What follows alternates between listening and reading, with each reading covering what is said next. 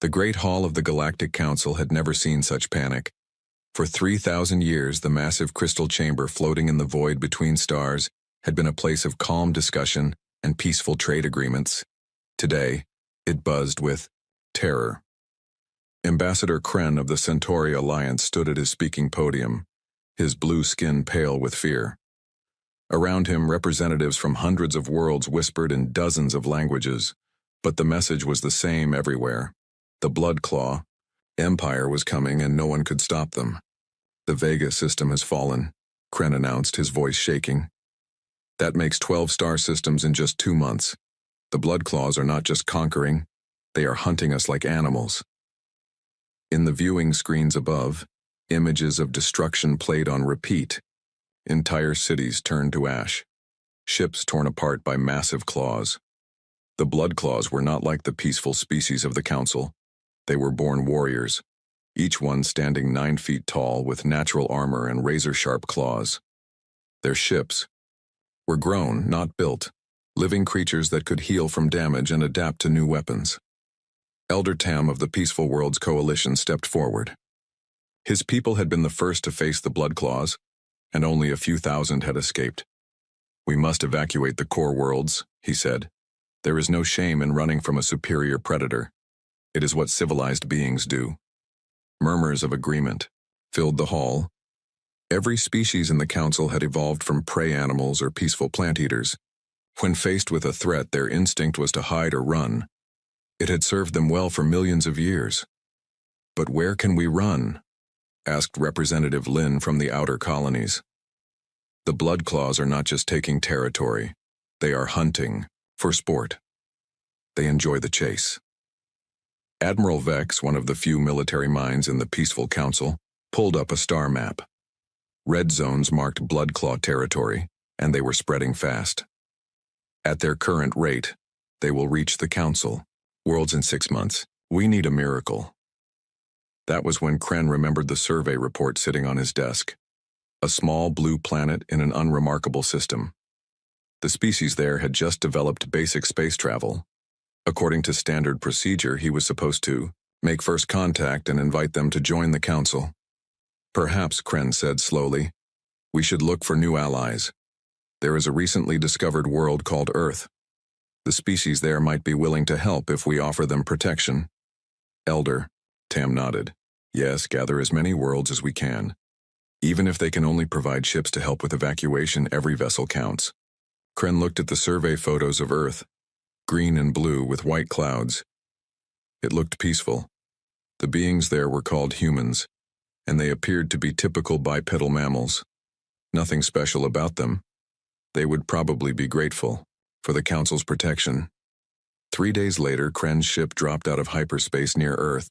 The planet looked even more beautiful up close. His sensors detected millions of the creatures moving around on the surface. They had built cities and roads, and primitive spacecraft were moving between their planet and its single moon. "Standard first contact protocol," Kren told his aide. "Marcus, approach slowly, broadcast peaceful intentions and request permission to land." The response came quickly, a voice speaking in what his translator identified as English. "Unknown vessel, this is Earth Defense Command. State your purpose." Kren blinked. Earth Defense Command? That sounded military, but the survey had indicated these were peaceful beings. "Greetings, people of Earth. I am Ambassador Kren of the Galactic Council. We come in peace to welcome you to the galactic community." There was a pause. Then, "Ambassador, you are cleared to land at coordinates we are transmitting. A reception committee will meet you." As Kren's ship descended through Earth's atmosphere, he noticed something odd. There were structures on the surface that looked like military bases, and those objects moving in the sky. They were not just transport vessels. They were clearly designed for combat. The landing site was a flat area surrounded by buildings. As Kren stepped out of his ship, he was greeted by several humans in matching uniforms. They stood straight and alert like soldiers. "Welcome to Earth, Ambassador," said a human with gray hair and sharp eyes.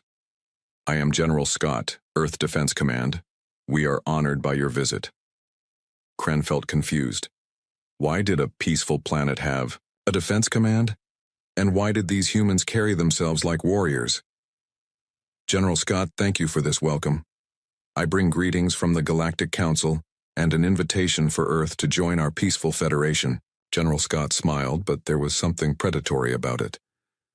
We would be very interested in learning more about this council. Perhaps we could discuss it over dinner.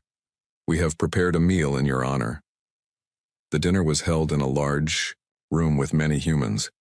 Kren noticed they all moved with a certain grace like hunters. Their eyes constantly scanned the room, as if looking for threats or opportunities. Tell us about this galaxy of yours, Ambassador, said a human woman introduced as Dr. Reed. Are there many different species? Oh yes, Kren replied, relaxing, as he spoke about familiar topics. Hundreds of worlds, all committed to peace and trade. We have built a wonderful civilization based on cooperation and mutual understanding. That sounds nice, said General Scott.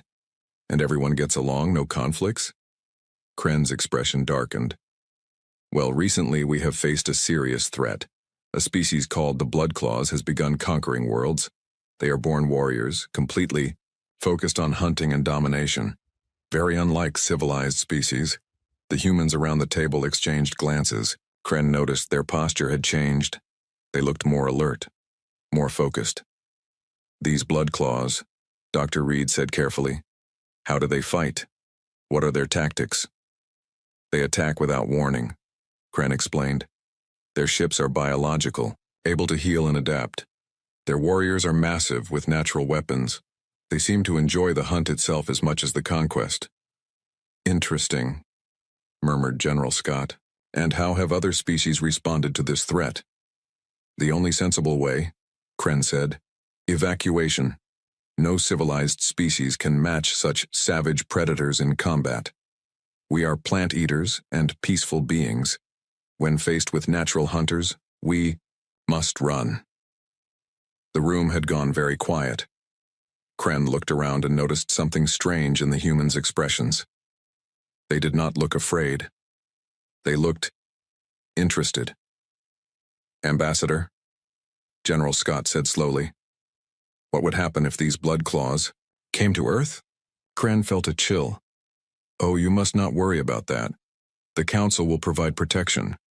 We will evacuate your people to safe worlds before the Blood Claws can reach this system. General Scott leaned back in his chair. And what if we didn't want to evacuate? The question made no sense to Kren. But why would you stay? They are perfect predators. Resistance would be suicide. The humans around the table began to smile. Kren suddenly realized that these smiles looked very much like the expression a predator might wear when it found interesting prey. Ambassador, Dr. Reed said quietly, I think there might be something about humans that your survey missed. Ambassador Kren woke up in his assigned quarters feeling confused. The humans had given him comfortable rooms in what they called the diplomatic wing of their base. But something felt wrong. Through his window, he could see humans moving around, the compound with purpose and energy that seemed almost military. After breakfast, General Scott appeared at his door with a smile. Ambassador, we thought you might like to see more of our world. Would you be interested in observing some of our recreational activities? Kren nodded eagerly. Understanding alien cultures was part of his job, and recreation usually revealed peaceful, artistic sides of species. That would be wonderful, General. They walked to what appeared to be a large field where humans were gathering. Kren expected to see something like the flower arranging contests of the Centauri or the gentle singing circles of the vegan people. Instead, he watched in horror as humans threw themselves out of flying aircraft with only thin fabric to slow their fall. What are they doing? Kren gasped, his blue skin turning pale. Skydiving, General Scott replied casually. It's fun. Many humans enjoy the thrill of jumping from high places. But they could die. Sometimes they do. That's part of what makes it exciting. Kren stared as human after human leaped from the aircraft, screaming with what sounded like joy as they fell toward the ground. This was not normal behavior for any civilized species he knew. Perhaps we could see something more peaceful, Kren suggested weakly. Of course. Let's visit the sports complex.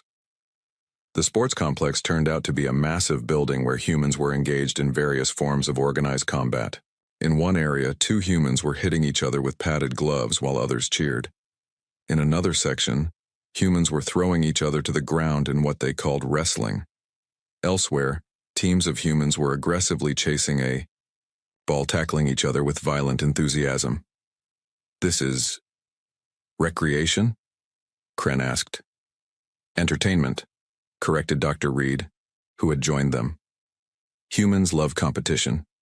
We love to test ourselves against others, to see who is stronger, faster, smarter." Kren watched a particularly brutal collision between 2 humans pursuing the ball. Both got up, shook hands, and continued playing as if nothing had happened. "Don't they get hurt?" "All the time. But that's how we improve. Pain teaches us lessons that safety cannot." They moved to another area where humans sat in rows, staring at large screens. Kren hoped this might be more peaceful. Perhaps they were watching nature documentaries or educational programs. Instead, he found himself looking at what appeared to be a galactic war. Massive fleets of spaceships were engaged in battle, with explosions and laser fire filling the screen. But what disturbed Kren most was how accurately the humans had imagined space combat. "This is fiction?" he asked. "A movie," General Scott confirmed. "Humans love stories about conflict, especially wars in space." On the screen, human characters were developing tactics to fight alien invaders. They were using strategies that would actually work, Kren realized with growing alarm. These were not the peaceful fantasies of plant eaters. These were the detailed plans of natural warriors. "How do you know so much about space warfare?" Kren asked. "Your species has barely left your own planet." Dr. Reed smiled. "We think about it. Humans spend a lot of time imagining how we would fight in different situations. It's like a mental exercise. But why would you imagine fighting? Why not imagine peace?" The humans exchanged those predatory looks again.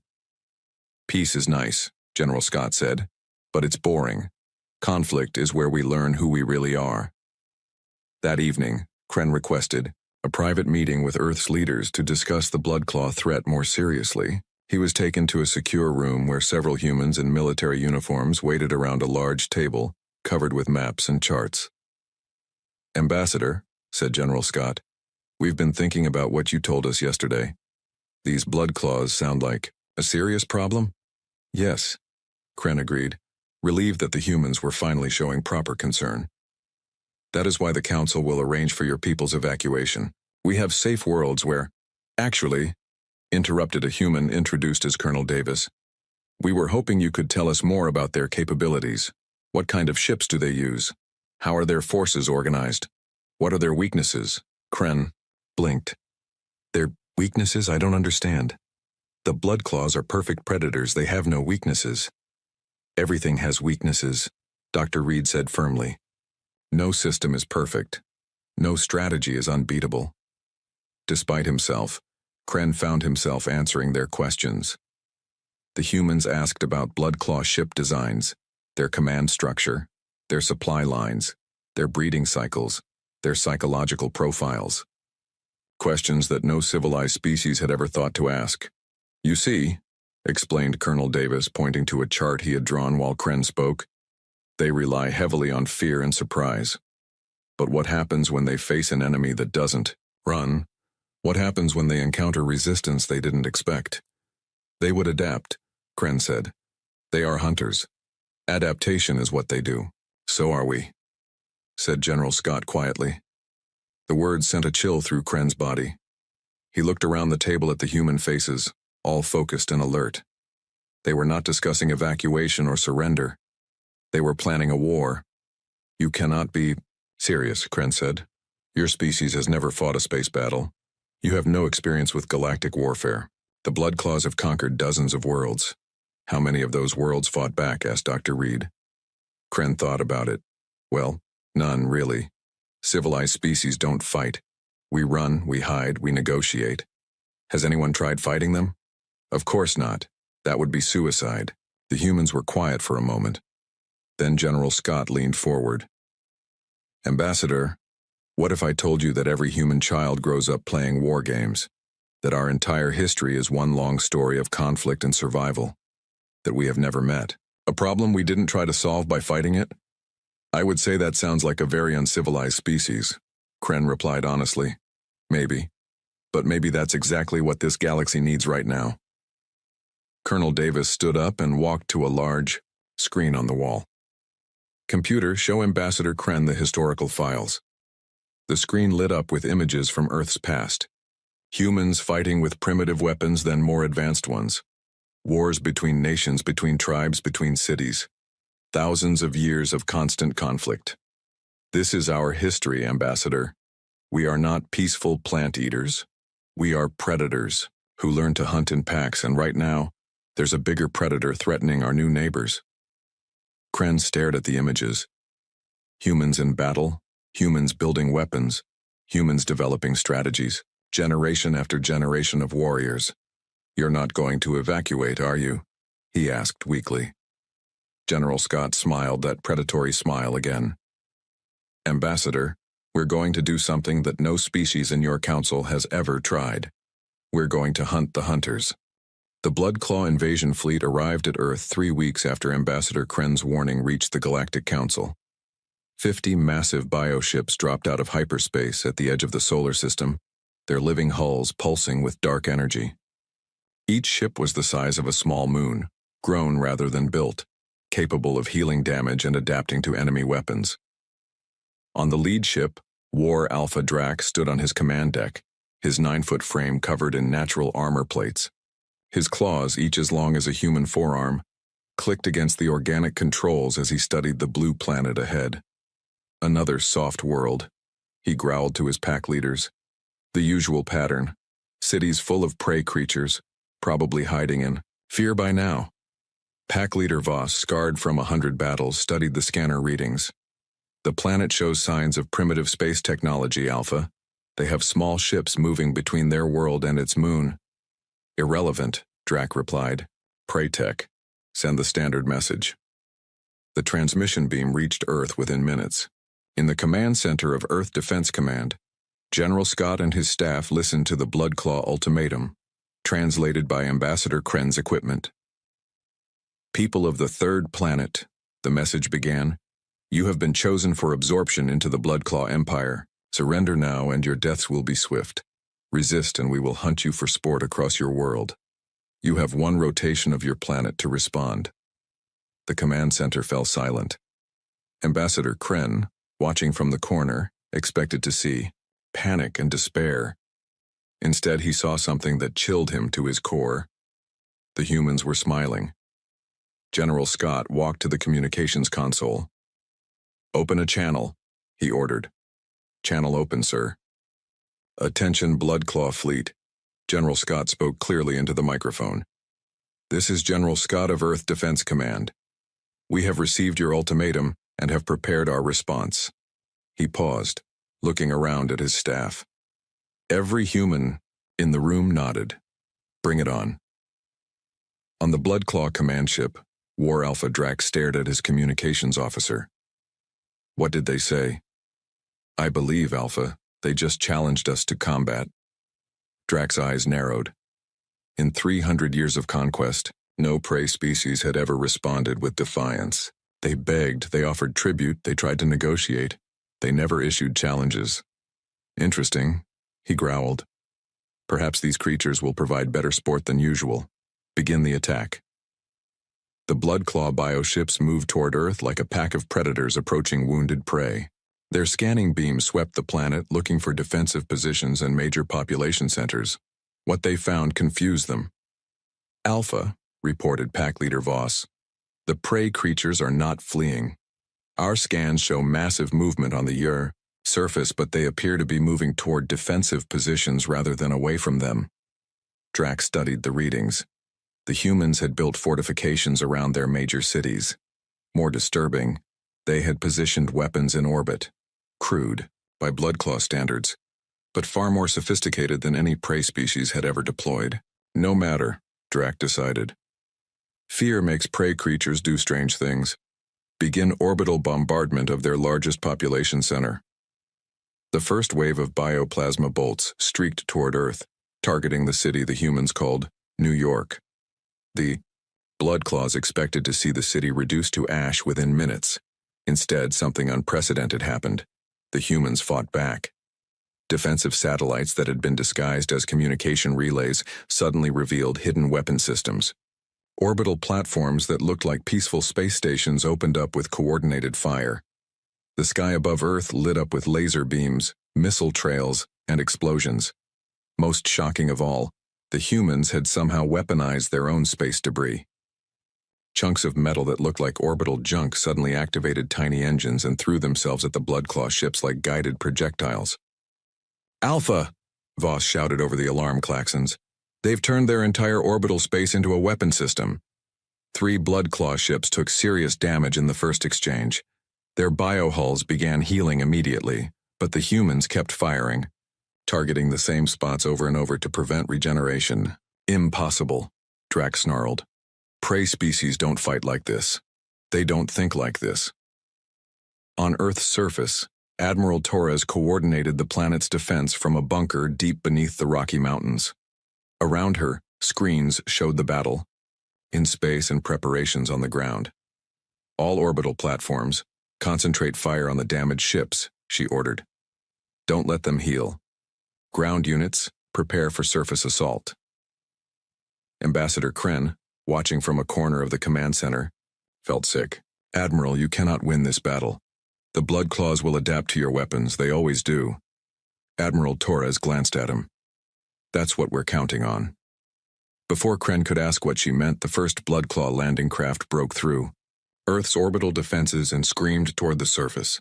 Each craft carried 50 Bloodclaw warriors, genetically perfect killing machines that had never known defeat.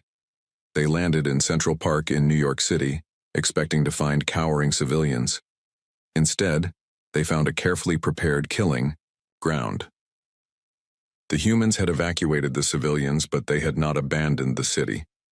Every building had been turned into a fortress. Every street had become a potential ambush point. The Bloodclaws found themselves fighting an enemy that seemed to be everywhere and nowhere at once. Humans appeared from manholes, from rooftops, from behind barricades that hadn't been there moments before. They fought with weapons the Bloodclaws had never seen, some obviously military, others clearly improvised from civilian technology. A human with a construction tool that shot metal spikes at hypersonic speed. Another with what appeared to be a modified fire suppression system that sprayed liquid nitrogen. But what disturbed the Bloodclaws most was how the humans fought. They didn't stand and face their enemies like honorable warriors. They used tricks, traps, and tactics that were almost predatory. Pack leader Scar, commanding the New York assault, found himself cornered in what the humans called Times Square. His pack of 20 warriors had been reduced to 5 in just 2 hours of fighting. "These are not prey creatures," he transmitted to the fleet. "They hunt like we do." The humans had used the city's underground tunnels to move unseen. They had rigged buildings to collapse at precise moments. They had somehow turned the city's electrical system into a weapon, sending power surges through metal surfaces to stun attackers. Worst of all, they were learning. Each time the Bloodclaws adapted to a human tactic, the humans changed their approach. They were evolving their strategy in real time, as if warfare was their natural state. War Alpha Drac watched the surface battle through his ship's sensors, his confidence shaking for the first time in decades. "Send more warriors, all of them." "Alpha," Voss said carefully. "Perhaps we should withdraw and study these creatures further." "No," Drac roared. "We are the ultimate predators. We do not retreat from prey." But even as he gave the order, Drac felt something he had not experienced in centuries of conquest. For the first time since his species had left their homeworld, the Bloodclaws were not the most dangerous predators on the battlefield. They were being out-hunted. The news of Earth's resistance spread through the galaxy faster than hyperspace travel. For the first time in the war, a Bloodclaw invasion had not only been stopped but pushed back. 3 Bloodclaw bioships limped away from Earth orbit, their hulls scarred and their crews demoralized. In the Galactic Council chambers, emergency sessions ran day and night. Representatives from hundreds of worlds gathered to witness something they had thought impossible. a species that could match the blood claws in combat. Elder Tam stood at the central podium, his hands shaking as he read the battle reports. The humans destroyed 7 Bloodclaw landing craft and forced the retreat of their entire advance fleet. They captured Bloodclaw warriors alive and seized their equipment. Gasps echoed through the chamber. No species had ever captured Bloodclaw technology before. The bioweapons were designed to self-destruct if taken by enemies. "How is this possible?" asked Representative Lin. "The Bloodclaws are perfect hunters. They have conquered 43 star systems." Ambassador Kren stepped forward, his blue skin still pale from what he had witnessed on Earth. "Honored Council, I have observed these humans closely. They are not like us. They do not think like civilized beings." He activated a holographic display showing footage from the Battle of New York. The assembled representatives watched in stunned silence as humans used tactics that seemed almost alien in their ruthlessness. "They turned their own city into a weapon," Kren continued. "They sacrificed buildings, infrastructure, even entire districts to trap and eliminate Bloodclaw forces. When cornered, they did not surrender or flee. They became more dangerous." "Council." Leader Vex leaned forward. "Are you saying the humans are as savage as the Bloodclaws?" "No," Kren replied slowly. "I am saying they may be worse. The Bloodclaws hunt for conquest and glory. Humans hunt because it is their nature. They have been fighting wars against each other for their entire history. To them, warfare is not an aberration. It is normal." The chamber fell silent as the implications sank in. A species that considered constant warfare to be natural behavior. A species that had spent thousands of years learning how to kill efficiently. Admiral Vex, the Council's senior military advisor, stood up. "If the humans can fight the Bloodclaws, perhaps we should ask for their help. Our evacuation fleets cannot outrun the Bloodclaw advance forever. Ask predators to help us fight other predators?" Elder Tam shook his head. "How do we know the humans won't turn on us once the Bloodclaws are defeated?" "Because," came a new voice from the chamber entrance, "we have better things to do than conquer a bunch of peaceful farmers." The entire council turned to see a human in military uniform walking down the central aisle. He moved with the controlled grace of a natural predator, and his eyes constantly scanned the room as if looking for threats or tactical advantages. "I am Colonel Mason of the Earth Expeditionary Force," the human announced. "My government has sent me to discuss military cooperation with the Galactic Council." Elder Tam's voice shook. You wish to help us?" "We wish to hunt Bloodclaws," Colonel Mason corrected. "You happen to have a Bloodclaw problem. It seems like a mutually beneficial arrangement." Council Leader Vex gestured for the human to approach the central platform. "Colonel, what exactly is your government proposing?" "Colonel." Mason activated his own holographic display. The council members gasped as detailed star charts appeared, showing Bloodclaw positions, supply lines, and strategic vulnerabilities that their own military had never identified. "The Bloodclaw Empire is large but overextended," Colonel Mason began. "They rely on fear and rapid conquest to maintain control. Their forces are spread across dozens of systems, and their command structure has critical weaknesses." He highlighted several systems on the map. "These are their primary breeding worlds. These are their main supply depots. And this," he pointed to a cluster of stars deep in Bloodclaw territory, "is their capital system." Representative Lin stared at the analysis. "How did you gather this intelligence?" "We have been fighting the Bloodclaws for months and never discovered these patterns." "You were running away," Colonel Mason replied bluntly. "We studied them. Every battle teaches you something about your enemy. Every captured piece of equipment tells you how they think. Every intercepted transmission reveals their plans." "Admiral," Vex leaned forward. "What are you proposing, Colonel?" "Total warfare," Mason answered without hesitation. "We hit them simultaneously on multiple fronts. Destroy their supply lines, eliminate their breeding facilities, and force their scattered forces to choose between retreat or annihilation." The casual way the human discussed genocide made several council members visibly uncomfortable. Elder Tam spoke carefully. "Colonel, The Council has always sought peaceful solutions to conflicts. Perhaps negotiation. You cannot negotiate with predators, Colonel Mason interrupted. You can only be stronger than they are. He changed the display to show human military preparations. Council members watched in amazement as human shipyards that had been building peaceful exploration vessels were rapidly converted to military production. Entire human cities were being reorganized to support the war effort. In 3 months, Earth will deploy the first human expeditionary fleet. 50 ships, each equipped with weapons and technology, adapted from captured Blood Claw equipment. But we will not fight like the Blood Claws. How will you fight? Asked Admiral Vex. Colonel Mason smiled, and every council member felt a chill at the predatory expression. We will fight like humans.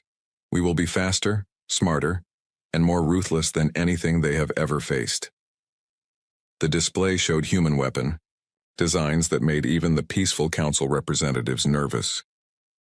Energy weapons that could drain the life from Blood Claw bioships. Projectile weapons that used kinetic force to punch through their natural armor. Most disturbing of all, psychological warfare systems designed to turn the Blood Claws' hunting instincts against them.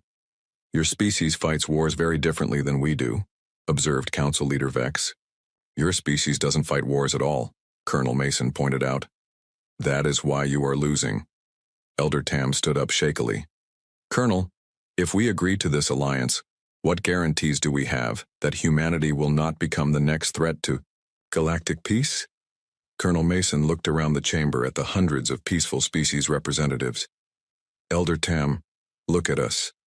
We are one world with a few million soldiers. You are hundreds of worlds with billions of citizens. If we wanted to conquer the galaxy, we would need to fight everyone at once. He paused, letting that sink in. But we don't want to conquer you. Conquest is boring. We prefer worthy opponents. And right now the Blood Claws are the most interesting challenge in the galaxy. The council deliberated for hours, but the conclusion was inevitable.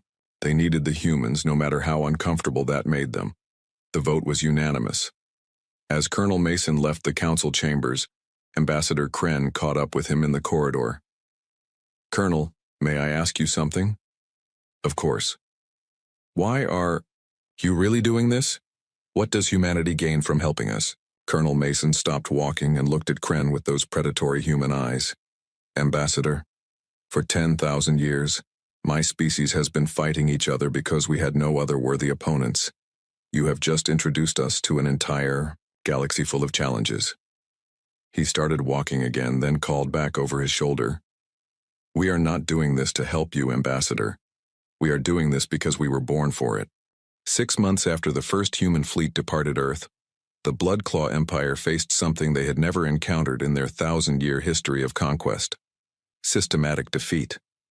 The human war machine had proven to be unlike anything the galaxy had ever seen. Where other species built armies to defend their homes, humans built armies to hunt their enemies across the stars. Every human ship was designed not just to fight, but to pursue, trap, and eliminate fleeing opponents. War Alpha Drac stood in the ruins of his command center on the fortress world of Kalar Prime, watching the final human assault through cracked viewing screens. His once mighty empire was collapsing faster than he could comprehend. Report, he growled to his remaining pack leaders. Pack leader Voss, his armor scarred from a dozen battles with human forces, consulted his tactical display. The breeding worlds of Sekthor and Volan have fallen. The humans used some kind of biological weapon that made our eggs fail to hatch. The supply depot at Nexus Station was destroyed when they somehow turned our own bioships against us. Drac's claws scraped against the organic walls of his command chamber. How many systems do we still control? 7, Alpha, down from 43. In less than 6 months, the humans had dismantled an empire that had taken centuries to build. They had not done it through superior numbers or better technology. They had done it by thinking like predators. The humans do not fight like any species we have encountered, Voss continued. They do not simply attack our positions.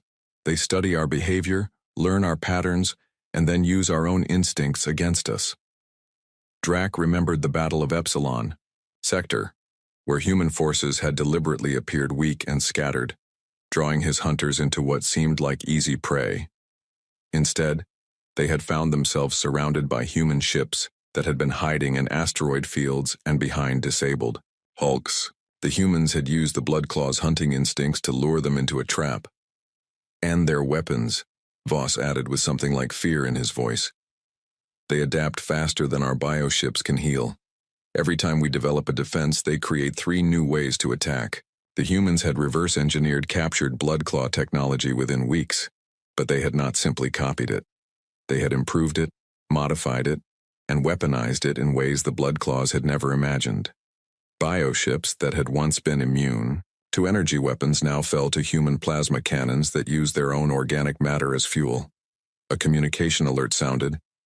Drac activated the display to see the face of General Ross, the human commander who had been hunting his forces across the galaxy. War Alpha Drac, General Ross said calmly. I believe we need to talk. I do not negotiate with prey, Drac snarled. General Ross smiled that predatory human smile. Neither do I. I'm offering you a choice. The display changed to show the current tactical situation. Human fleets surrounded the remaining Bloodclaw worlds like packs of wolves circling wounded prey. Drac realized with growing horror that the humans had been hurting his forces, driving them toward this final confrontation. Your empire is finished, General Ross continued. Your breeding worlds are gone. Your supply lines are cut. Your scattered forces are being hunted down one by one. You can surrender now and live as prisoners, or you can fight and die as warriors. Drac's eyes narrowed. You would keep us as pets? We would study you, General Ross replied honestly. Learn how you fight, how you think, how you evolve to become such effective predators. You are the first species we have encountered that understands warfare the way we do. For a moment, Drac felt something like respect for the human commander. These creatures understood the nature of conflict in a way that even the Bloodclaws had not fully grasped. And if we choose to fight, Drac asked, then we will give you the death of warriors. No quarter asked or given. The strongest predator wins. Drac looked around his command center at the faces of his remaining pack leaders. They were warriors born and bred for battle. The idea of living as prisoners was more terrifying than death. We choose to fight, Drac decided. General Ross nodded as if he had expected this answer. Very well. We will meet you at your homeworld. Bring everything you have left. The transmission ended. Drac turned to his officers. Gather all remaining forces. Send word to every Bloodclaw warrior in the galaxy. We make our final stand at the throne world. 3 weeks later, the last great battle of the Bloodclaw War began in the space around their ancient homeworld. Every surviving Bloodclaw ship and warrior had gathered for this final confrontation. Nearly 200 bioships formed a defensive sphere around their planet, ready to fight to the death. The human fleet that emerged from hyperspace was smaller, only 80 ships. But Drac had learned not to judge human forces by their numbers. All ships, Drac transmitted to his fleet. This is our final hunt. We die as warriors or not at all. The battle began with the Bloodclaws charging forward in their traditional attack formation. They expected the humans to meet them ship to ship, in honorable combat. Instead, the humans did something unprecedented. They broadcast a signal that penetrated every Bloodclaw bioship simultaneously. It was not a weapon. It was sound. The signal contained the recorded hunting calls of every predator species from Earth. Wolves howling, lions roaring, eagles screaming, sharks circling. But more than that, it contained something deeper, the psychological signature of apex predators, announcing their dominance. The effect on the Bloodclaws was immediate and devastating. Their bioships, evolved from predator creatures themselves, responded to the sounds with confusion and fear. Their carefully coordinated attack formation broke apart, as individual ships began responding to ancient instincts they did not understand. What are they doing to us? Pack leader Voss shouted over the chaos. Drac realized with growing horror what the humans had done. They had not just studied Bloodclaw technology, they had studied Bloodclaw psychology. The sounds were triggering deep evolutionary responses that overrode conscious control. They are not just hunters. Drac whispered. They are the hunters that even hunters fear. The human fleet moved through the confused bloodclaw formation like sharks through a school of fish. Their weapons were precise, their tactics flawless. They had turned the final battle into what humans did best, a hunt. Within hours, it was over. Drac found himself alone on his damaged command ship, surrounded by human vessels. General Ross appeared on his communication screen one final time. "You fought well, War Alpha," the human said with genuine respect. "Your species understands warfare better than any we have encountered." "But not better than yours," Drac replied. "No, not better than ours." Drac straightened his massive frame one last time. "End it, human. You have proven you are the superior predator." General Ross shook his head. "We are not superior, War Alpha. We are simply different. You hunt for conquest and glory. We hunt because it is what we are." The communication ended. Drac closed his eyes and waited for the final strike. In the aftermath, as human ships secured the battlefield, Ambassador Kren watched from the bridge of a council observation vessel. The gentle alien turned to General Ross, who had come aboard to coordinate with the council forces. "General," Kren said, quietly, "what happens now? The Bloodclaws are defeated, but the galaxy has seen what humans can do in war. Many species are afraid." General Ross looked out at the stars, where human ships were already beginning to spread out across the galaxy, hunting down the last remnants of Bloodclaw forces. "Ambassador, for the first time in human history, we have found our place in the universe. We are not builders or artists or philosophers. We are the ones who hunt the hunters. We are the predators that keep other predators in check." He turned to face Kren with those unsettling human eyes. "The galaxy is about to become a much safer place, as long as everyone remembers who the real apex predators are."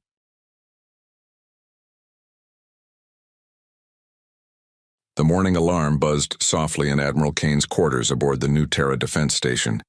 He stretched and looked out the massive window at the peaceful blue planet below.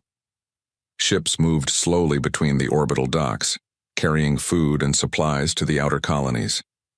It was just another quiet day in the year 7025. Kane had been in the military for 30 years, but he had never seen real war. Nobody had. The last human conflict ended 5,000 years ago, back in 2025. Now, war was just something people read about in history books. The Terran Defense Corps existed mainly to help with mining operations and rescue lost ships. "Admiral, the morning reports are ready," said Lieutenant Tom Miller, walking into Kane's office with a cup of coffee and a data pad. Kane smiled and took the coffee. "Anything interesting happening in our quiet corner of space?"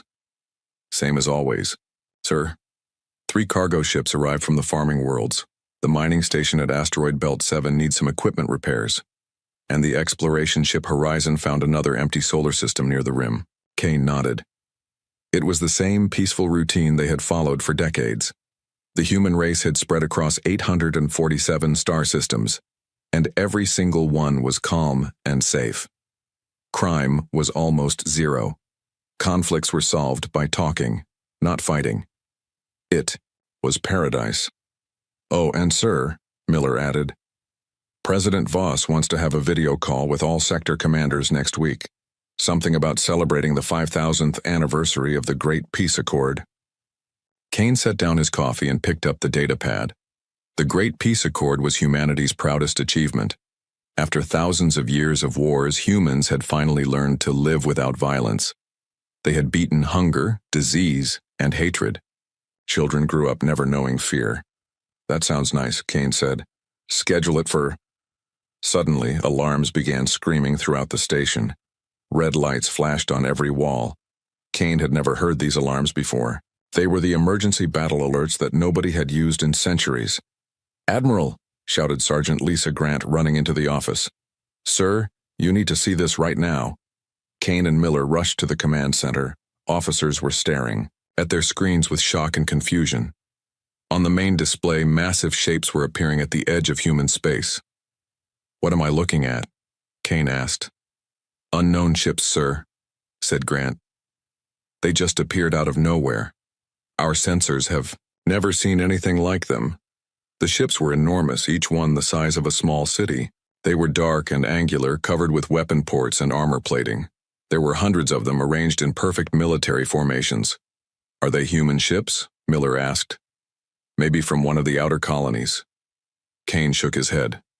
No, human has built warships like that in 5,000 years. We don't even know how to make them anymore. A communication signal came through the speakers. The voice was cold and mechanical, speaking perfect English, but with a strange accent. Humans, of the Terran Federation. I am Supreme Commander Vex of the Dominion Empire. We have watched your species for many centuries. You have grown weak and soft in your peace. Your time of ease is over. The command center fell silent. Everyone stared at the screen showing the alien fleet. You will surrender all your worlds. To Dominion rule, the voice continued. Those who resist will be destroyed. You have one standard day to respond. Choose wisely. The transmission ended. For a moment, nobody spoke. Sir, Grant said quietly, what do we do? We don't have weapons that can fight ships like that. Kane looked around the command center.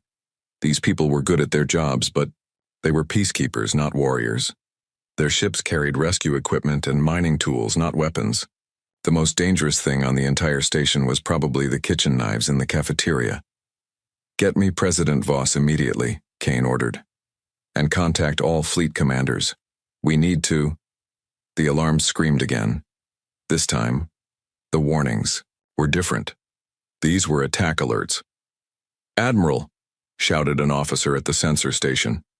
The alien fleet is moving. They're heading for Colony World 7. On the screen, they watched the dark ships accelerate toward one of humanity's peaceful, farming worlds. Colony World 7 had 2 million people living there.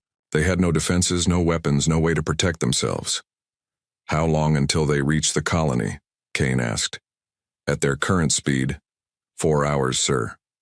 Kane felt sick. 4 hours, and 2 million innocent people would face an alien military that looked like it could destroy planets. Send a message to Colony World 7, he ordered. Tell them to evacuate immediately, get everyone to the escape ships. Sir, Miller said, even if everyone gets to the ships, where can they go? The aliens can probably catch them easily. Kane didn't have an answer. Humanity had spent 5,000 years learning to live in peace. They had forgotten how to fight, how to defend themselves, how to survive when someone wanted to hurt them. For the next 4 hours, they watched helplessly as the alien fleet approached Colony World 7. Kane sent every available ship to help with the evacuation, but there weren't enough. Most human vessels were slow cargo ships or small exploration craft. When the aliens reached the colony, the attack was swift and brutal. Bright beams of energy shot down from their ships, destroying buildings, spaceports, and anything that moved. The evacuation ships that tried to escape were targeted first. None of them got away. In 6 hours, Colony World 7 was gone. 2 million people had lived there that morning. Now there was nothing but burning ruins and empty space. The command center was quiet, except for the soft beeping of computers. Kane stared at the screen showing where the colony used to be. He felt something he had never experienced before, a deep, burning anger that seemed to come from somewhere ancient inside him. Admiral, Grant said softly, they're moving to the next system. Colony World 12 has 5 million people. Kane closed his eyes. Somewhere in the back of his mind, he could almost hear the voices of his ancestors, humans who had fought and died to protect what they loved. For 5,000 years, that fighting spirit had been sleeping. But now, with innocent people dying and his species facing extinction, something old and powerful was starting to wake up. Contact General Shaw. On Earth, Kane said. Tell him we need to talk about war. Miller looked confused. Sir, we don't know anything about war. It's been 5,000 years since about then. We better learn fast, Kane said, still staring at the empty space where a world used to be. Because they just made the biggest mistake in galactic history. What mistake, sir? Kane turned to face his officers. In his eyes was something they had never seen before, something dangerous and determined. They attacked humans who had something to protect. The emergency session of the Galactic Council had been going for 12 hours straight. President Maria Voss sat at the head of the massive table, looking at the faces of humanity's leaders. Some were angry, some were scared, and many looked completely lost. "We have to surrender," said Council Member David Park from the Agricultural Worlds. "We can't fight them. Look what happened to Colony World 7 and Colony World 12. They destroyed both planets in one day." "Surrender means slavery," replied Council Member Ana Torres from the industrial sectors. "Did you hear their message? They want to rule us, not make peace with us." Admiral Kane stood up from his chair. He had traveled to Earth as fast as possible after the first attacks. His uniform was wrinkled and his eyes were red from lack of sleep. "Council members," Kane said, "I've been watching these aliens for 3 days now. They've destroyed 4 of our worlds and killed over 10 million people. They're not going to stop until they control everything we have." President Voss nodded. "Admiral Kane is right. But the question remains, what can we do? Our ships have mining lasers and rescue equipment. They have weapons that can destroy planets." "We run," said Park. "We take our people and find new worlds far away from here." "Where?" asked Torres. "They have ships faster than ours. They'll catch us wherever we go." An old man at the end of the table slowly stood up. General Robert Shaw was 90 years old and had spent his entire life studying military history. Most people thought his job was useless, but he was the only person alive who really understood warfare. "There is another option," Shaw said in his quiet voice. "We fight." Several council members laughed. "Fight with what?" asked Park. "We don't have weapons, we don't have soldiers. We don't even know how to make war." Shaw walked to the center of the room. Despite his age, his back was straight and his voice was strong. "That's not entirely true. We have something these aliens don't expect." "What's that?" asked President Voss. "History," Shaw replied. 5,000 years of human military knowledge stored in the archives of old Earth. Battle plans, weapon designs, strategies that our ancestors used to conquer this entire planet. Kane leaned forward. "You're talking about ancient warfare. Swords and arrows and gunpowder. These aliens have space weapons and energy shields." "Yes, but the principles remain the same," Shaw said. "Humans didn't become peaceful because we were weak. We became peaceful because we were too good at war. We nearly destroyed ourselves with our own weapons." He activated a holographic display that showed images from Earth's violent past. Pictures of tanks, fighter jets, nuclear explosions, and armies marching across continents. Our ancestors fought. Wars on land, sea, air, and space, Shaw continued. They developed tactics for every possible situation. Guerrilla warfare, psychological operations, siege tactics, fleet battles. All of that knowledge is still here. Dr. Elena Price, Humanities, top scientist, raised her hand. "General Shaw, even if we could build old weapons, how would they work against alien technology?" "We adapt," Shaw said simply.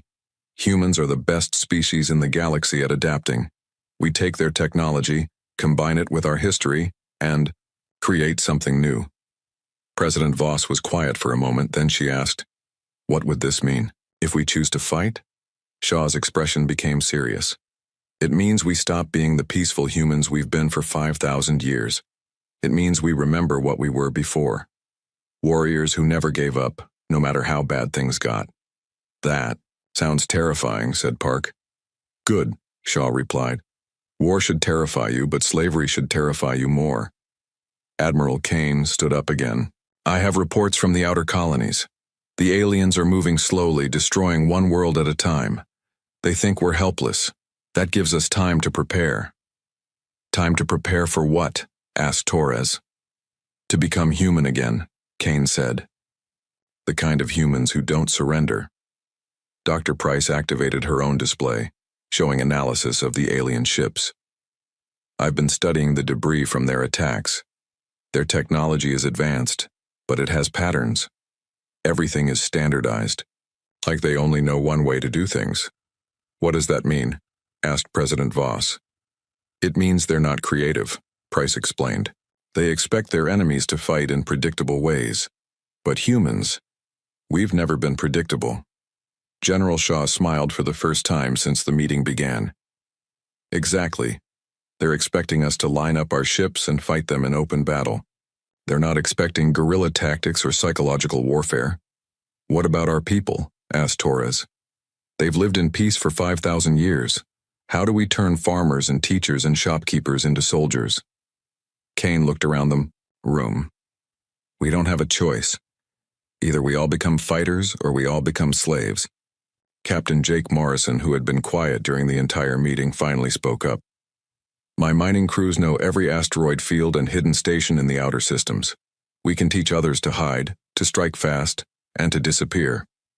That's a start, said Shaw.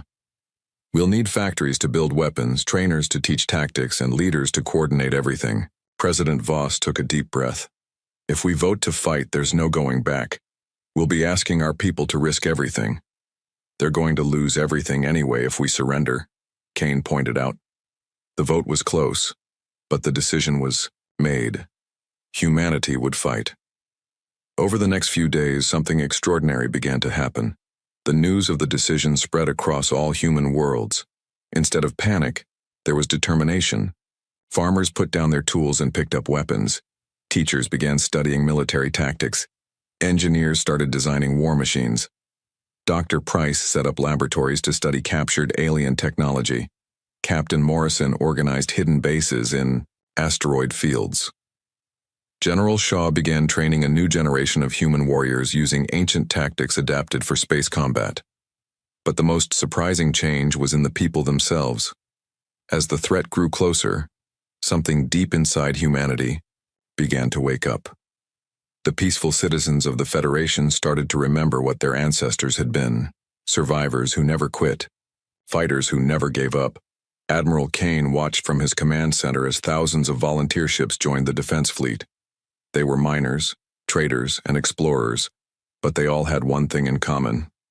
They were angry. Sir, said Lieutenant Miller, the alien fleet is approaching Colony World 18. Should we evacuate? Kane looked at the tactical display. For the first time since the war began, there were human ships waiting to fight back. No, Kane said. It's time to show these aliens what humans are really like when someone threatens our home. The real war was about to begin. 3 weeks after humanity declared war, General Shaw stood in the ancient archives beneath old Earth. Dust covered thousands of storage units that hadn't been opened in centuries. His team of researchers was carefully examining military documents from humanity's violent past. General, called Dr. Lisa Grant, who had been promoted from sergeant after showing exceptional tactical thinking. I found something interesting in the 21st century archives. Shaw walked over to her workstation. On the screen were battle reports from old Earth conflicts. What did you find? These humans fought enemies who had better weapons and more soldiers, Grant explained. But they won by using surprise attacks, hit-and-run tactics, and psychological warfare. They called it guerrilla fighting. Shaw nodded. Our ancestors learned that you don't have to be stronger than your enemy. You just have to be smarter and more determined. Meanwhile, in the asteroid fields near Colony World 18, Captain Jake Morrison was putting those old tactics to use. His mining ship Rock Crusher was hidden inside a hollowed-out asteroid, along with 50 other converted mining vessels. Remember, Morrison told his crew over the radio, we don't try to destroy their big ships. We hit their supply convoys, damage their communication arrays, and then disappear before they can respond. Young engineer Alex Ross, who had joined Morrison's group after his homeworld was destroyed, monitored the sensors. Captain, I'm detecting 3 alien supply ships approaching. No escort vessels. Perfect, Morrison said. All ships. This is your first real combat. Stay calm, follow the plan, and remember, our ancestors did this with wooden ships and iron cannons. We can do it with quantum drives and plasma cutters. The human ships emerged from their hiding spots like predators attacking prey. The alien supply vessels were slow and heavily loaded with fuel and equipment. They had never been attacked before, because the Dominion Empire had never faced an enemy that used guerrilla tactics. Morrison's ship struck fast. They used their mining lasers to cut through the aliens' hulls, stole whatever supplies they could carry, and vanished back into the asteroid field. The entire attack took less than 10 minutes. Did it work? Asked Ross, excitement in his voice. Look at your sensors, Morrison replied with a smile. The 3 alien supply ships were drifting in space, leaking air and fuel. Their communications equipment was destroyed, so they couldn't call for help. Most importantly, they couldn't deliver their cargo to the main alien fleet. Back on Earth, Dr. Elena Price was making discoveries that would change the war. She had been studying captured alien technology for weeks, and she finally understood how their systems worked. President Voss, Price said during their daily briefing, I've found the aliens' weakness. President Voss leaned forward in her chair. Tell me. Their entire military operates like a machine, Price explained. Every ship, every weapon, every soldier follows exact programming. They're incredibly efficient, but they can't adapt when something unexpected happens. What does that mean for us? It means they expect their enemies to fight like machines too, Price said. When we do something unpredictable, their systems can't respond properly. That's why Captain Morrison's guerrilla attacks are so effective. General Shaw entered the room, carrying a data pad with new intelligence reports. Dr. Price is right. We've intercepted alien communications, and they're confused by our tactics. They keep asking their commanders what to do when humans don't fight the way they expect. But we're still losing worlds, President Voss pointed out. They destroyed Colony World 18 yesterday, and they're moving toward our industrial centers. Yes, but look at how long it took them, Shaw replied. 3 weeks ago they could destroy a world in hours. Now it takes them days because they have to deal with our resistance fighters. Admiral Kane's voice came through the communication system from his battle station. General Shaw is right. We're not stopping them yet, but we're slowing them down, and every day we delay gives us more time to prepare. The real change was happening in the human colonies themselves. On Manufacturing World 5, factory worker Tom Bradley had never held a weapon in his life. Now he was teaching other workers how to build explosive devices using industrial equipment. The old manuals say these devices were called improvised explosives, Bradley explained to his team. Our ancestors made them when they didn't have proper military weapons. Will they work against alien armor? Asked his assistant, Mary Chen. We're about to find out, Bradley said, attaching the device to a mining robot. If aliens land here, they'll get a surprise they're not expecting. Similar scenes were happening across human space. Teachers became intelligence gatherers, learning to spy on alien movements. Doctors studied alien biology to find ways to harm their enemies. Even children helped by carrying messages and hiding supplies. But the most important change was happening inside human minds. Dr. Price had discovered something that even she found frightening. General Shaw, she said during a private meeting, I need to tell you something about human psychology that the aliens don't understand. What is it? Humans didn't evolve to be peaceful, Price explained. We became peaceful by choice, by controlling our natural instincts. But those instincts are still there, hidden in our genetic memory. Shaw looked at her carefully. Are you saying war is natural for humans? I'm saying survival is natural for humans, Price replied. When our species is threatened, we become something different, something our ancestors would recognize. She showed him brain scans from human volunteers. Look at this. These are peaceful colonists who joined the resistance after their worlds were attacked. Their brain patterns are changing. They're accessing parts of their minds that have been dormant for thousands of years. Shaw studied the data. They're becoming warriors. Yes, but not just any warriors. They're becoming human warriors, creative, adaptive, and absolutely refuse to surrender. Meanwhile, Captain Morrison was planning his biggest operation yet. His guerrilla fleet had grown to over 200 ships, and they had been joined by resistance, fighters from 12 different worlds. We're going to hit their main supply depot, Morrison announced to his captains. It's heavily defended, but if we destroy it, their entire fleet will run out of fuel and ammunition. That's suicide, said one of the captains. They have battleships guarding that depot. Morrison smiled. Our ancestors once said that it's not the size of the dog in the fight, it's the size of the fight in the dog. These aliens have big ships, but we have something they'll never understand. What's that? We're fighting for our homes, our families, and our freedom. They're just following orders. As Morrison's fleet prepared for their desperate attack, something was stirring throughout human space. In hidden bases, secret factories, and resistance cells, humanity was remembering what it meant to be human. The aliens had made a critical mistake. They thought 5,000 years of peace had made humans weak. They didn't realize that peace had simply given humans time to become more dangerous than ever before. The real war was about to begin. Supreme Commander Vex stood on the bridge of his flagship, the Dark Conquest, watching his fleet prepare for the final assault. After 6 weeks of fighting these strange humans, he was ready to end this war once and for all. "Commander," said his second-in-command, Captain Drex, "our scouts report that the human homeworld of Earth has only light defenses. Once we destroy their capital, all resistance will collapse." Vex nodded.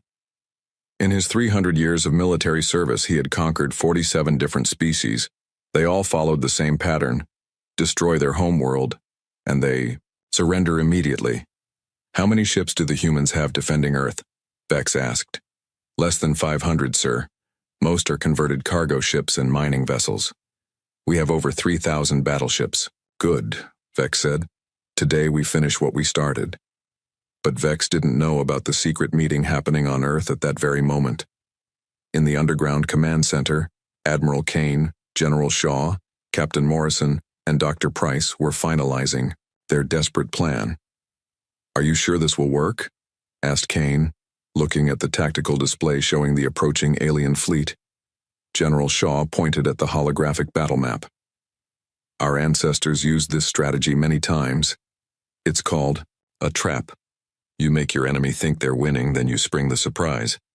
"But we're not just pretending to be weak," Morrison said. "We really are outnumbered 6-1. "Numbers don't matter if you use them wrong," Shaw replied. "The aliens expect us to meet them in traditional space battle. Instead, we're going to fight like humans." Dr. Price activated her console. "My teams have been working around the clock. We've hidden quantum mines throughout the space around Earth. When the alien fleet arrives, they'll be flying into a minefield." "What about their shields?" asked Kane. "That's where our guerrilla fighters come in," Morrison said. "My people have been infiltrating their supply lines for weeks. We've planted virus programs in their computer systems. When I give the signal, their shields will fail." Young engineer Alex Ross, who had become Morrison's top technical expert, raised his hand.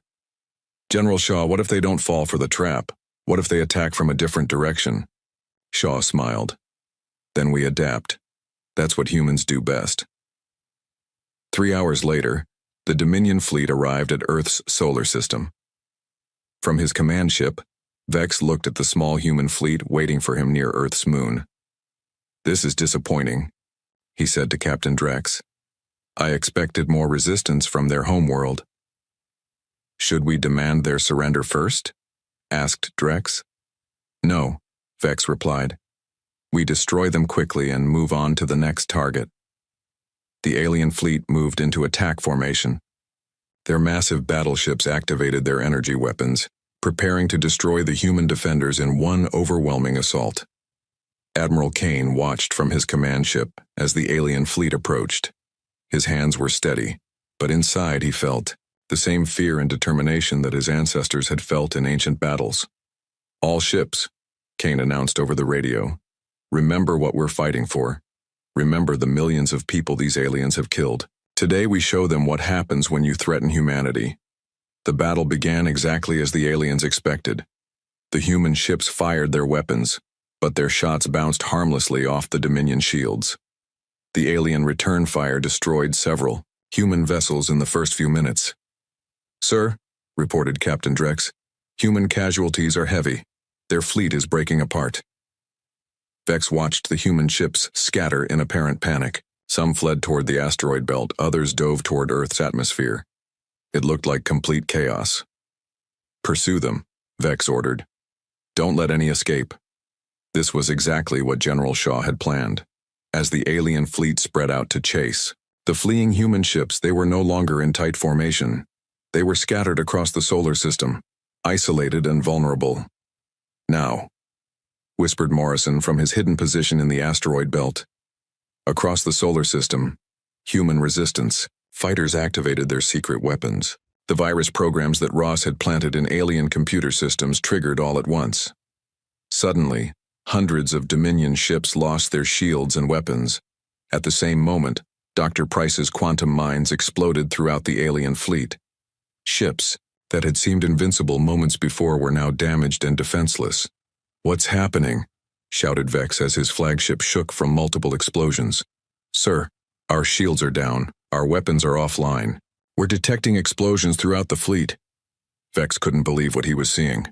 The scattered human ships had suddenly turned around and were attacking his disabled vessels. But these weren't the same humans who had fled in panic. These ships moved with precision and coordination, striking at exactly the right targets. Captain Morrison led a group of converted mining ships against a cluster of alien battleships. His vessels were much smaller, but they were fast and agile. They darted between the giant alien ships like wolves attacking elephants. "Target their engine sections," Morrison ordered. "Remember, we don't need to destroy them. We just need to stop them." The mining lasers that had once cut through asteroids now sliced through alien hull armor. The ships that had been tools of peace were now weapons of war. On another part of the battlefield, Dr. Grant led a squadron of fighters in a direct assault on the alien command ships. Her pilots were teachers, farmers, and shopkeepers who had learned to fly military tactics from ancient Earth manuals. "Stay together," Grant radioed to her squadron. "Use the gravity of the moon to increase your speed, just like the old fighter pilots did in atmospheric combat." The human fighters moved in formations that the aliens had never seen before. They used planets and asteroids as cover, attacked from unexpected angles, and coordinated their strikes with deadly precision. But the most shocking moment came when Admiral Kane's flagship approached Vex's command ship directly. The two largest vessels in the battle faced each other across empty space. "Human commander," Vex broadcast on all frequencies, "your tactics are impressive, but you cannot defeat the entire Dominion Empire. Even if you win today, we will return with 10 times as many ships." Kane's reply echoed across the battlefield. "Commander Vex, you made one critical mistake. You thought 5,000 years of peace made us weak. You didn't realize it gave us time to become more dangerous than we've ever been." "Impossible," Vex said. "No species can change that much." "You're about to find out what humans are really like," Kane replied. The final phase of the battle was about to begin. The alien fleet was crippled and scattered. But the war was far from over. Now came the test that would determine whether humanity could not only fight, but also show mercy when victory was within their grasp. Supreme Commander Vex was about to learn that the most dangerous thing about humans wasn't their ability to make war. It was their ability to choose when to stop. The space around Earth was filled with debris from destroyed alien ships. Supreme Commander Vex's flagship was badly damaged, its weapons offline and engines failing. Around him, the mighty Dominion fleet was in ruins. But Vex was not ready to surrender. In 300 years of conquest, he had never been defeated. He activated his personal communication system and sent a message to the entire Dominion Empire. "All Dominion forces, this is Supreme Commander Vex. Send reinforcements to the human home system immediately. Bring every available ship. These humans must be destroyed."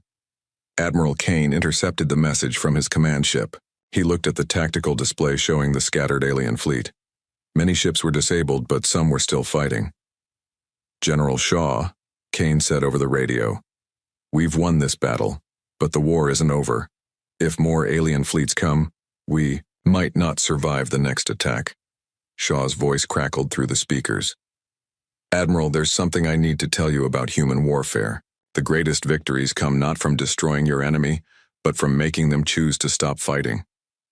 "What do you mean?" "Watch and learn," Shaw replied.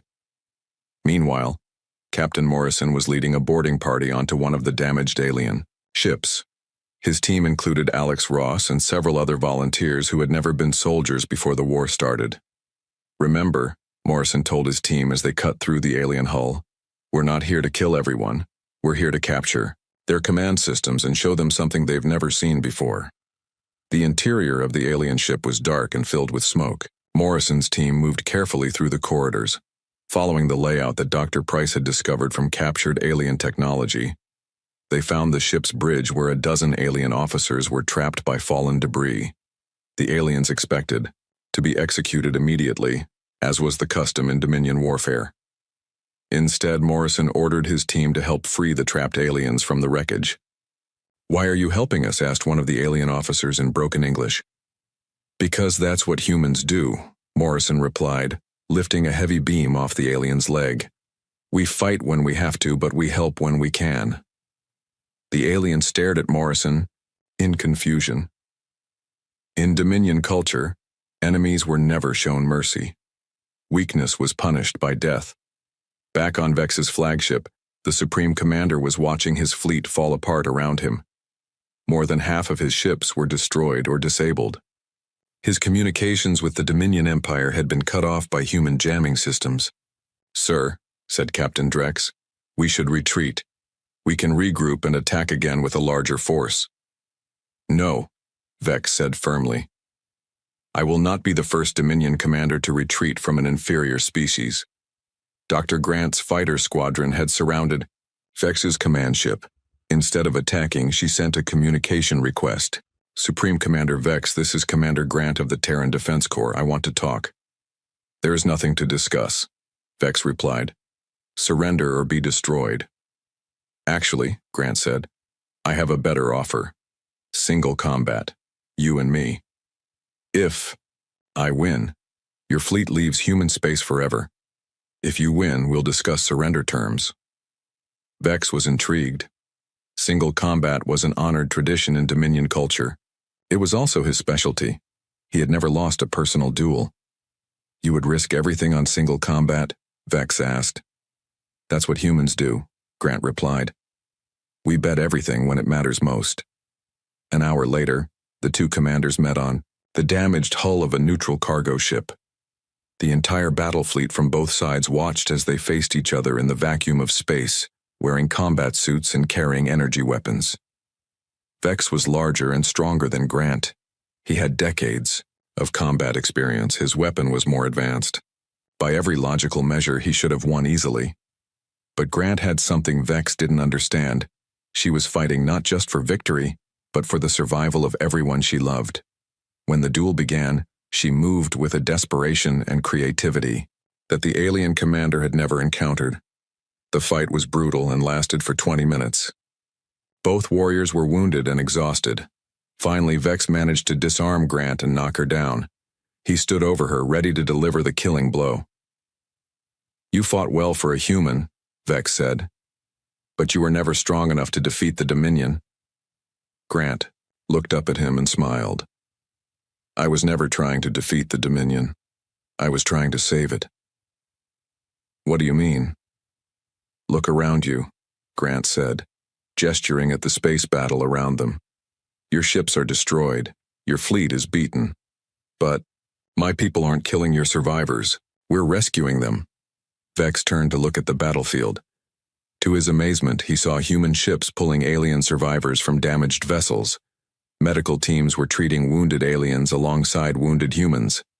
Instead of executing prisoners, humans were offering them food and medical care. "This is impossible," Vex whispered. "Victorious species always destroy the defeated. That is the way of the universe." "That's the way of the Dominion," Grant corrected him.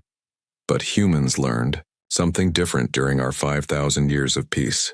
We learned that the strongest victory is the one that makes your enemy into your friend." Admiral Kane's voice came over the communication system, broadcasting to both fleets. "Supreme Commander Vex, I offer you a choice. You can continue fighting until all your ships are destroyed and all your people are dead, or you can accept our terms for peace." "What terms?" Vex asked suspiciously. "No terms," Kane replied.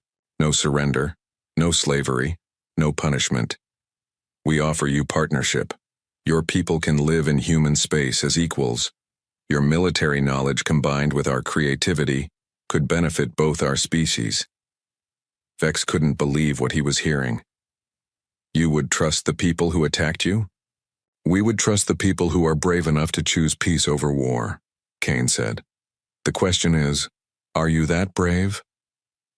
For the first time in his life, Supreme Commander Vex felt something he had never experienced before. Doubt. Not doubt about his ability to fight, but doubt about whether fighting was the right choice. He looked at Grant, who was still lying wounded at his feet. Instead of fear or hatred, her eyes showed only hope. If I accept your offer, Vex said slowly, what happens to my fleet? My soldiers? They become part of something new, Grant replied, struggling to sit up. The Galactic Peace Corps. Instead of conquering worlds, we protect them. Instead of destroying species, we help them grow. Vex was quiet for a long moment. Then he did something that shocked his entire fleet. He offered his hand to help Grant stand up. I have spent 300 years learning how to make war, Vex said. Perhaps it is time I learned how to make peace. The war was over. But more importantly, it was the beginning of something that had never existed before. A partnership between two species that chose cooperation over conquest. 6 months later, Admiral Kane and Supreme Commander Vex stood together on the bridge of the first joint human-alien peacekeeping ship. They were heading to a distant galaxy where a new conflict threatened innocent lives. You know, Vex said, I still don't understand how you humans think. You had the chance to destroy us completely, but instead you made us stronger. Kane smiled. That's the secret of human warfare, Vex. We don't fight to destroy our enemies, we fight to protect what we love. And sometimes the best way to protect what you love is to help your enemy learn to love it too. The ship jumped to hyperspace, carrying its crew of humans and aliens toward their first mission as guardians of galactic peace. Humanity had won the war not by becoming monsters but by remaining human.